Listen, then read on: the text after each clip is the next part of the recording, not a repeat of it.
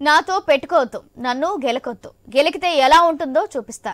ఇది గంభీరమైన సముద్రడి సాక్షిగా గబ్బర్ సింగ్ గర్జన. సార్ సీన్లోకి ఎంట్రీ ఇచ్చారో లేదో స్మగ్లింగ్ మాఫియాకు చెమటలు పట్టించారు. రాస్కోరా సాంబా అంటూ లెక్కబెట్టి కిక్కిచ్చి పనులు పెట్టారు. ఆయన సీరియస్నెస్ ఆ సీన్ చూస్తుంటే హరహర వీరమల్లు అన్నంత పని చేసేలా కనిపిస్తున్నారు. రావడం లేట్ కావచ్చేమో కానీ రావడం మాత్రం పక్కా అన్నట్లుగా ఏకంగా తానే రంగంలోకి దిగి రేషన్ బియ్యం మాఫియాకు సేకలు పుట్టించారు. కక్కుర్తి కదేంటో తెలుస్తానంటే సాగర్ తీరాన కత్తులు నూరారు. సీన్ పిన్ టు పిన్ బయటకు రావాల్సిందంటూ రేషన్ మాఫియాకు చుక్కలు చూపించారు. అసలు ఉన్నట్టుండి పవన్ కళ్యాణ్ కాకినాడ పోర్టుకు ఎందుకు వచ్చారు? దీని వెనుకున్న స్టోరీ ఏంటి? Let's watch the story.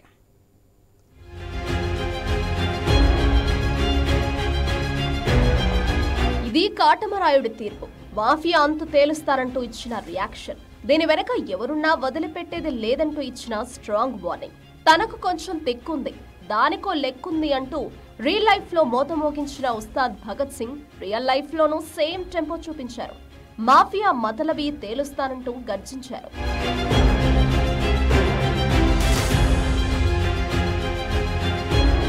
ఎన్నికలకు ముందు రేషన్ మాఫియా గురించి పదే పదే ప్రస్తావించారు పవన్. ఇప్పుడు అధికారంలోకి వచ్చి 6 నెలలైంది. ఇన్నాళ్లైంది కదా, మర్చిపోయి ఉంటారని అంతా అనుకున్నారు. మన వరకు రారులే అని అందరూ భావించారు. కానీ ఊహించని విధంగా ఉప్పెనలా మీద పడ్డారు. కాకినాడ పోర్టుకు వెళ్లి మాఫియా గురించి ఆరా తీస్తూ కాక పుట్టించారు.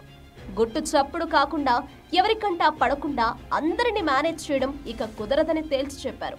ఏ మాత్రం తేడా వచ్చినా ఒక్కొక్కడికి ఎత్తడైపోతుందంటూ అక్కడికక్కడే వార్నింగ్ ఇచ్చేశారు డిప్యూటీ సీఎం పవన్ కళ్యాణ్.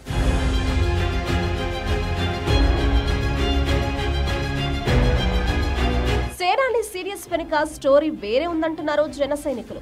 ఇక్కడ కొంచెం డీటెయిల్ గా మాట్లాడుకోవాలని చెప్తున్నారు. గడిచిన 5 ఏళ్లలో Kakinada city MLA Dwarampudi Chandrasekhar Reddy ration బియ్యం దందా చేస్తున్నారన్న ఆరోపణలున్నాయి. అదేగాక ఎన్నికలకు ముందు ద్వారంపూడి పవన్ తో పెట్టుకున్నారు. దమ్ముంటే కాకినాడలో పోటీ చేయాలని సేనానికి సవాల్ విసిరారు. అంతటితో ఆగకుండా తమ మీద దాడులు చేయించారని జన సైనికులు ఆగ్రహంతో ఊగిపోయారు. ఈ బియ్యం స్మగ్లింగ్ వెనుక వైసీపీ పెద్దల హస్తం ఉండొచ్చని అప్పట్లో తీవ్ర ఆరోపణలు గుప్పించారు. వైసీపీ పెద్దల డైరెక్షన్ లో పిఠాపురంలో పవన్ ను ఓడించడానికి ద్వారంపూడి 100 కోట్లు ఖర్చు పెట్టారని చెబుతున్నారు. అందుకే ద్వారంపూడి అక్రమార్జన లెక్కలన్నీ బయటకు తీసి కటకటాల్లోకి పంపాలని జనసేన నేతలు పట్టుదలతో ఉన్నారన్న చర్చ జరుగుతోంది.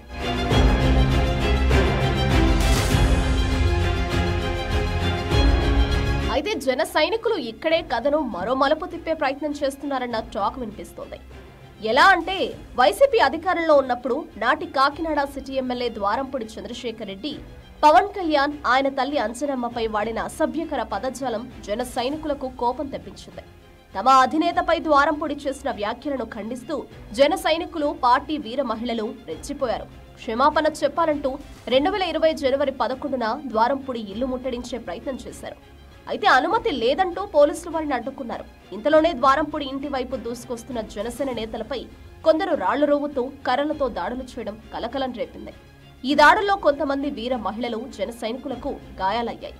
ప్రాణ భయంతో వాళ్లు పరుగులు తీయడం, పక్కనే ఉన్న ఓ గుళ్ళో తలదాచుకోవడం అప్పట్లో ఏపీలో సంచలనం రేకెత్తించింది. విషయం తెలుసుకున్న జనసేనాని గాయపడిన జన సైనికులతో ఫోన్లో మాట్లాడారు. అండగా ఉంటారని భరోసా ఇచ్చారు. దాడి జరిగినప్పుడు ఢిల్లీలో ఉన్న పవన్ హుటాహుటిన కాకినాడ చేరుకుని జనసేన నేతలతో ఏం జరిగిందని ఆరా తీశారు.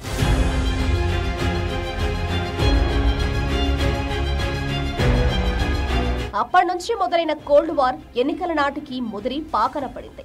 కాకినాడలో ద్వారంపూడి కుటుంబం, ఆయన స్నేహితులు పేదవాడికి అందవలసిన బియ్యాన్ని పక్కతో పట్టిస్తూ కోట్ల రూపాయలు సంపాదించుకుంటున్నారన్న ఆరోపణలను పవన్ పదే పదే ప్రస్తావించారు. రేషన్ బియ్యం మాఫియా అంతు తేలుస్తారంటూ అప్పుడే పవన్ తేల్చి చెప్పారు.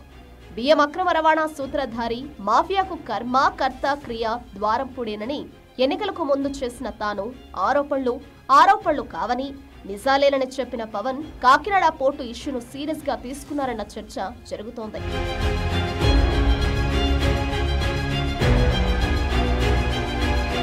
పవన్ కళ్యాణ్ ఇప్పుడు ఏపీ డిప్యూటీ సీఎం. కూటమి ప్రభుత్వంలో రెండో పవర్ సెంటర్. అందుకే రేషన్ బియ్యం మాఫియా వెనుకున్న మాస్టర్ మైండ్ కు కూసాలు కదిలిపోయేలా యాక్షన్ షురూ చేసి ఉంటారన్న చర్చ జరుగుతోంది. మనల్ని ఎవడ్రా ఆపేదంటూ గత 5 ఏళ్లలో రెచ్చిపోయినోళ్లకు పవన్లో నుంచి దిగిపోయిన గుట్టు చప్పుడు కాకుండా దందా నడిపిస్తున్నోళ్లకు సెగలు పొగలు కక్కిస్తున్నారు పవన్. కాకినాడలోని యాంకరేజ్ పోర్టు నుంచి భారీగా రేషన్ బియ్యం రవాణా అవుతుంటే ఏం చేస్తున్నారన్న అధికారులను కడిగి పారేశారు. ఉన్నట్టుండి పవన్ కాకినాడ పోర్టుకు వెళ్లడంతో రేషన్ మాఫియా గుండెలు గుబేలుమంటున్నాయి. ఎన్నికలకు ముందే రేషన్ బియ్యం దందా అంతు తేలుస్తామని చెప్పిన సేనాని ఇప్పుడు అన్నంత పని చేస్తున్నారన్న వణుకు మొదలైంది. ద్వారంపుడి కనుసన్నలోనే బియ్యం స్మగ్లింగ్ జరుగుతుందన్న ఆరోపణలు నిజమనిపించేలా చర్యలు తప్పవంటూ ఇండైరెక్ట్ గా పవన్ నిలగదీశారు.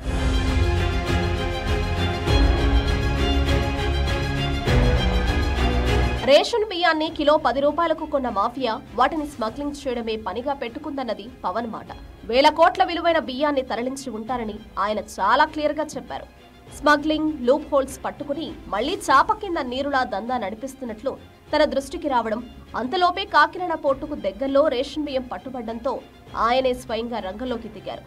ఎవరినీ విడిచిపెట్టేది లేదని, అధికారులు నిఘా పెట్టాల్సిందేనని ఆర్డర్స్ ఇచ్చేశారు.